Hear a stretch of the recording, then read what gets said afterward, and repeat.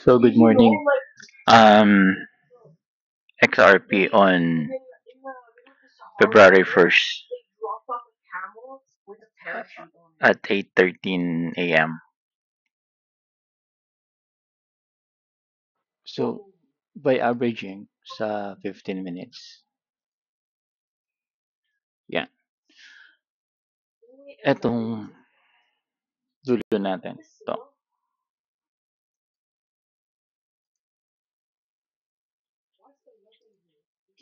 Ito ang last support. So assuming natin na itong ay magkaganyan doon. Kasi kung ipapalo natin yung technical analysis natin.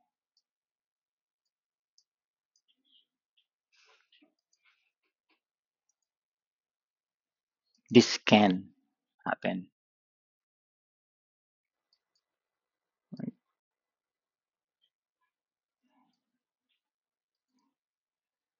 This can happen. So, pwede natin i-expect na abot siya dito bago siya mag-down uli. But look at this one right here. Nabasag niya na. Diba? So, posibilidad, pag binalikan niya yan, at hindi niya basagin itong taas, didiretso pa pababa yan.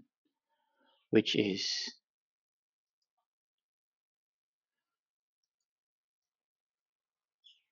ito.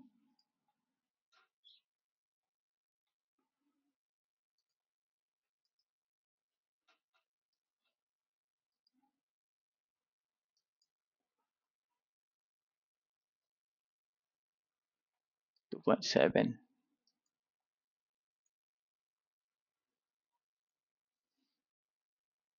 Okay? So, try natin itong i-catch pababa.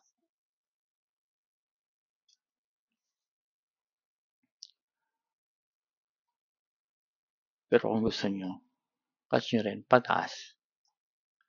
So, ito ang trade natin. Ito ang tinatry natin i-catch na trade.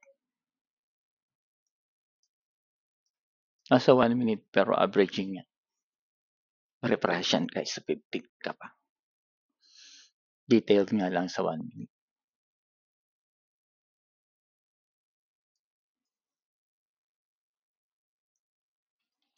So, pwede natin itong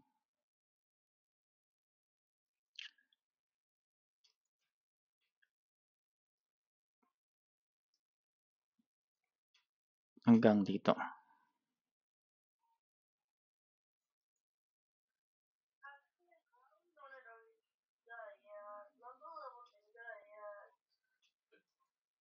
Entry sa taas. Pull.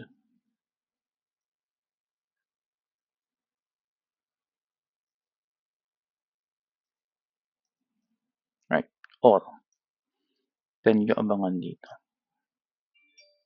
Mas maganda kung candle. Hindi. Kung candle.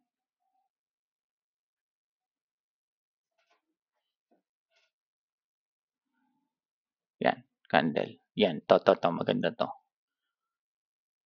Hindi pullback lang. Right? Hanggang doon.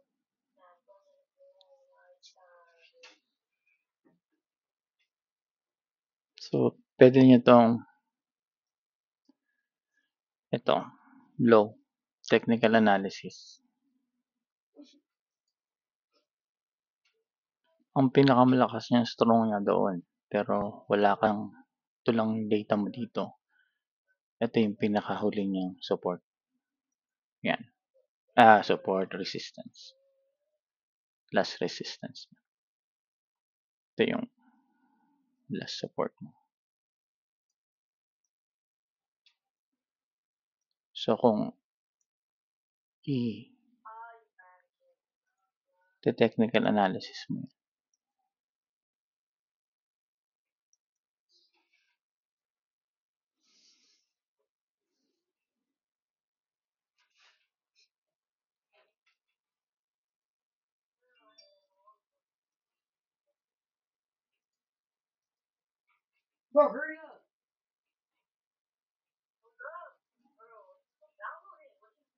Yan. Invalid pag lumagpas dito. Pero nandun na tayo.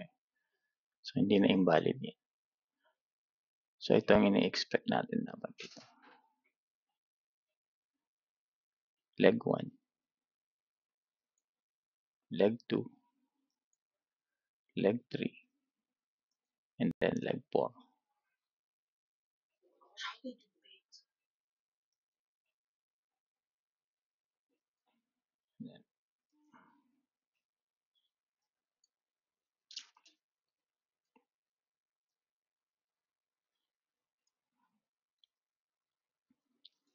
And waiting for reversal. Which is dito. Original is dito ka. Ito. Saka yun.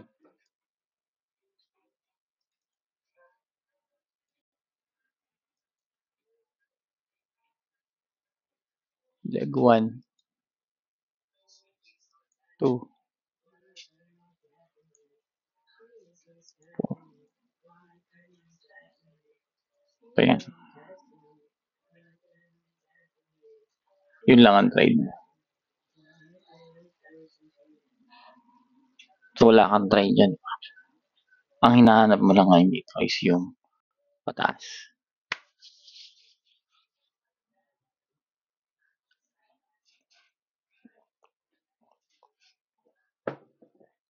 Yung stop loss mo.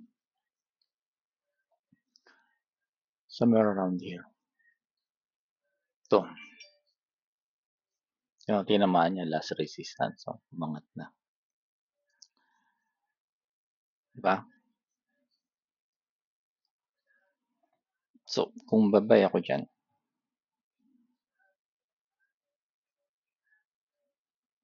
let's say, 5% lang.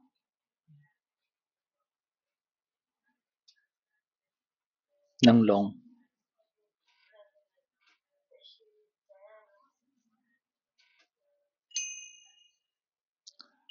Ang stop loss ko, dito muna.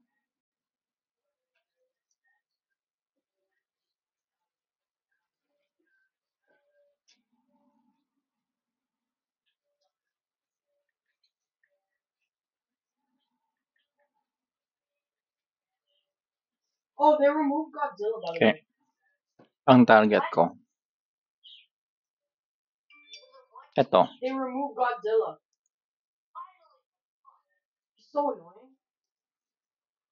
Oh, the trade is back. Assuming na by averaging, mahihit niya yan. And then, bababa na naman siya. Of course, maraming pwedeng mangyari. Pero kung susundan mo yung technical analysis mo,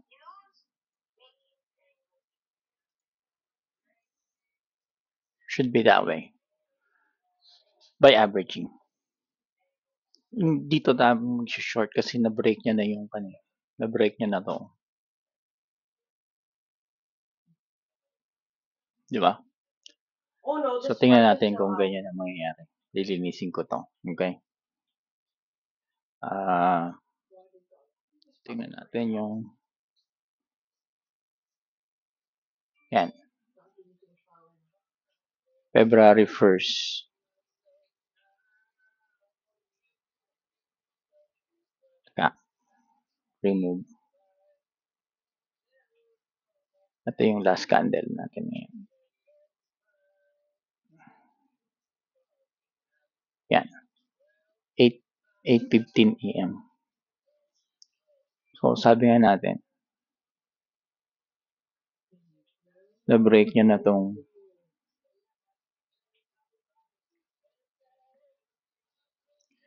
na-break niya na yung support. Last support. Right? And then, ito yung high by averaging.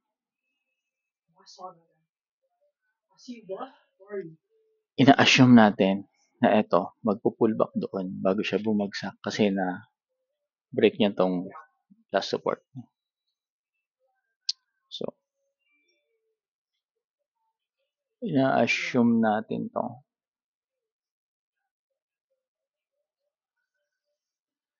na may hit niya somewhere.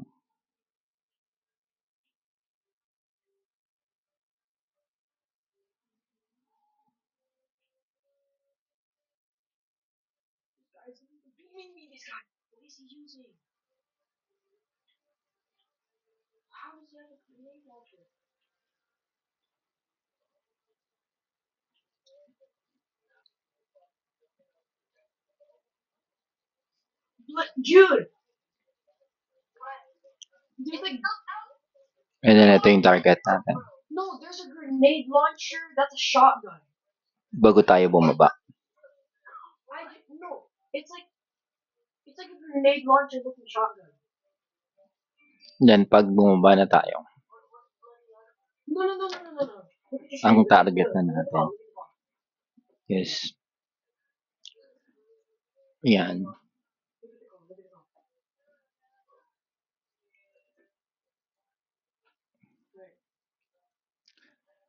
And then ito. Oh, he died. Never mind, he lost it.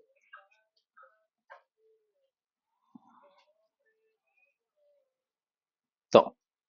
Somewhere around dito sa dalawang yan. Yan ang target natin. Once na break niya yan. Ito pa, may pullback pa siya dyan. Bro, these guys are actually NPCs. They shoot So may him pullback around siya the dito. thing, and he's shooting at the sky. This is actually And then ito yung target. And hopefully, pagdating dyan, dire-diretso na yung pataas. Okay. Yun ang technical analysis ko. Remember this pattern. Mga pattern yan. Kailangan mo lang i-average. Bro, he's shooting at the tree right now. Person's right in front of him.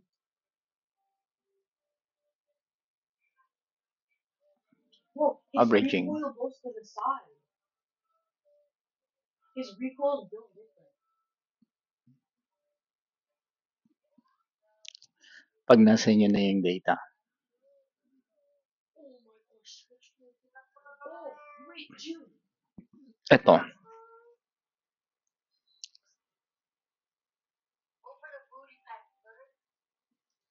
Ito yan. Bro, that's so OP. That gun that guy got is so OP. I wanna get it. Diba? 0.8. Has it loaded in it or no?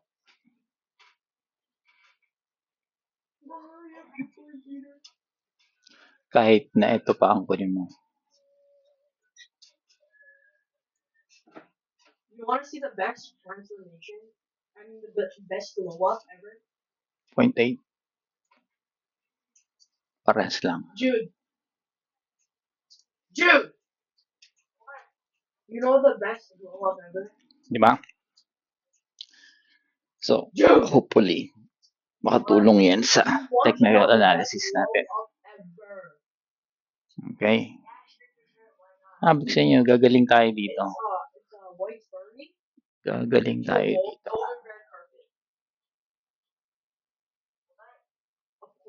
You know when like they Ito. the polar bears? Itong dulo na to. So, ayan. Polar! Dito lang yan. Polar! Pa doon. Dito sa parallel na yan. Hindi dito sa taas. Ito. Iba yan. Iba yan. Iba yan. Bro, tell your phone to hurry up and update. Okay? Para lang may idea kayo kung ano yung mga tumatama sa overbought and oversold. Hindi lahat ng ganyan, ibig sabihin hindi sa linya na to. So, kailangan yung ma-distinguish kung ano yung para sa kanya. Tulad nito. Mga support yan. Nung pataas. Hindi yan kaparehas nito sa noon. Ito. Saka ito.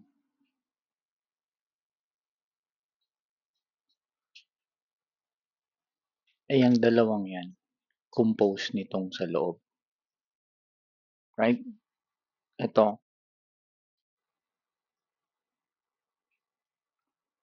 Itong area na to,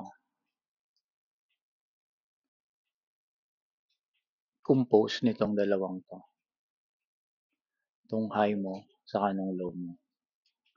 Low and high, low and high. Ito yung component niya. Ito yung tail, right? Ito yung tail. Ito yung head. Ito yung body. Ito yung tail mo. Ito yung head mo. Ito yung body mo. Make sure na-understand nyo yan. Para alam nyo kung nasan kayo sa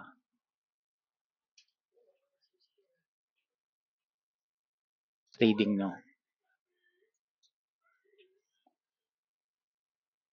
Tail and head. Para hindi tayo naliligaw.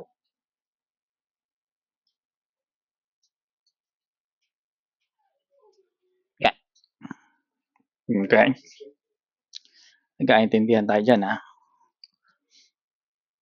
Nagkaintindihan din tayo dito.